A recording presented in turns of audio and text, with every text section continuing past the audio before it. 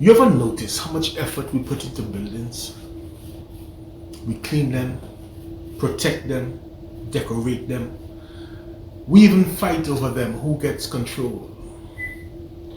But when it comes to our bodies, the real temple, we neglect it, we shame it, and we forget what it's really for. The truth is, you don't have a body, you are the temple. And I'm not saying that as some sort of poetic metaphor. I'm saying it literally, biologically, energetically, spiritually. Let me bring this home. We're out here searching for God in churches, in mosques, in temples, in mountains. We go to spiritual retreats. But the divine has been living inside of you all along. It breathes with your breath, it beats with your heart, it feels through your emotions, and yet we treat our bodies like afterthoughts. We shame our bellies. We poison ourselves with food and thoughts. We ignore the tension in our shoulders, the grief in our lungs, the trauma in our hips. Meanwhile, that is where God is knocking. Right inside of your lived experience. Let me go deeper.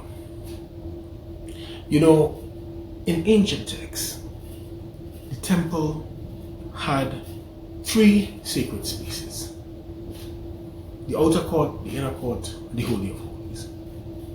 The outer court was where everyone could gather. The inner court was a more restricted space. And the Holy of Holies, this was the deepest place where only the high priest could enter once a year in silence. But what we just outlined there, that's your body. That is this temple. Your outer court is the physical body. This is what people see. This is how you move. This is how you show up in the world.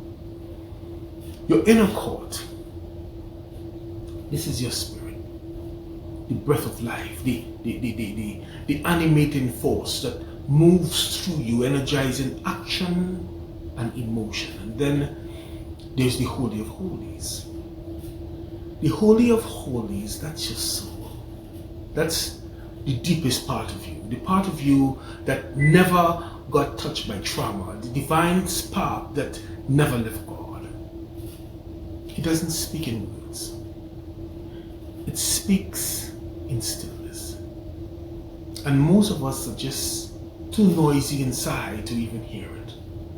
We're too busy, caught up in the clutter. You ever wonder why you feel so anxious? So disconnected, like something's missing even when you got it all? Ever wonder? It's because the temple has been abandoned. We're living from the outer court. We're performing, we're hustling, we're looking the part while the spirit within us sits in silence, waiting to be acknowledged. Here's something wild to think about. We all have 33 vertebrae in your spine. 33. Same number as the age Jesus was when he was crucified. Do you think that's a coincidence? I don't think so. You see, your spine. Your spine is a ladder. It's an ancient symbol of ascent, and every step you take to heal your body, every step you take to master your emotions, to quiet your mind, that's a step upward toward the crown, toward the inner chamber. You are literally designed for spiritual awakening. And at the center of your brain, hidden in the darkness, is the pineal gland. Modern science says it releases melatonin. Ancient wisdom calls it your third eye. You see the Hindus, they put a little, what they call a tikka here. The Egyptians had, it's a gateway, a lamp inside the temple that lights up when you stop looking out there for what's always in here. Now, why does this matter?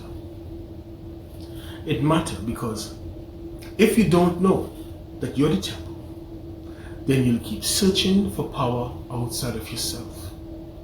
You'll keep giving your authority to systems, to preachers, to politicians, to influencers, even to spiritual teachers.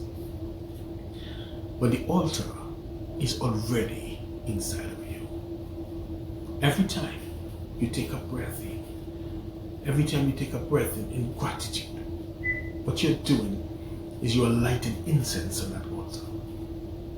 Every time you choose compassion over judgment or love over fear, you're stepping deeper into the Holy of Holies.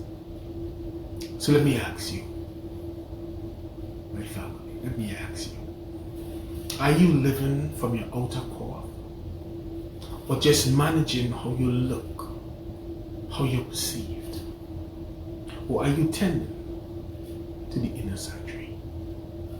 Because the real work of transformation isn't out there. No, it's not. The real work of transformation, it's in here. It's in the way you breathe, the way you listen to your body, the way you honor your soul. And I want to leave you with this. To desecrate the body is to dishonor the divine. But to awaken the body is to remember you are always